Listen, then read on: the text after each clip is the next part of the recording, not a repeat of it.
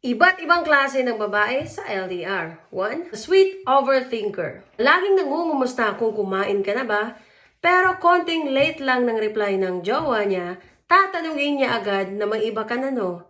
Praning yarn. 2. The document everything girl. So the document everything girl, lahat ng screenshots, convo highlights, or kahit voice messages is naka-archive.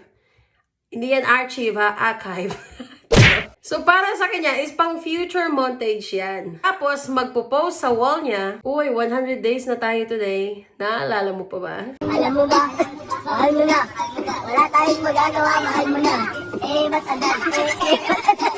So, 3, the kalog or meme sender. Ito ang klase ng babae na memes ang love language niya. Kahit nasa gitna kayo ng tampuhan, magpapadala pa din ito ng TikTok at ang POV, magkaaway kayo pero miss ka niya. Tapos, dadagdagan pa niya ng sample line. LDR tayo pero walang LQ ha.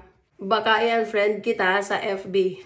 4. The silosa sa FB reacts. Kapag may nag-heart react sa profile ng jowa niya, FBI mode on. Tatanungin niya agad yung jowa niya kung Sino si Kami? Bakit siya nag-heart react sa selfie mo noong 2000? O diba? Paning yan.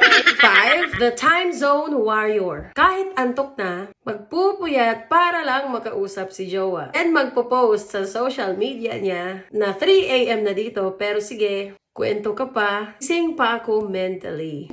6. The independent but loyal. Busy sa work or school, pero never siyang nakakalimot. Di needy, pero sulit kung magparamdam. Sasabihin, di ako clingy, pero ikaw lang talaga ang gusto kong kausap kahit pagod na ako. 7.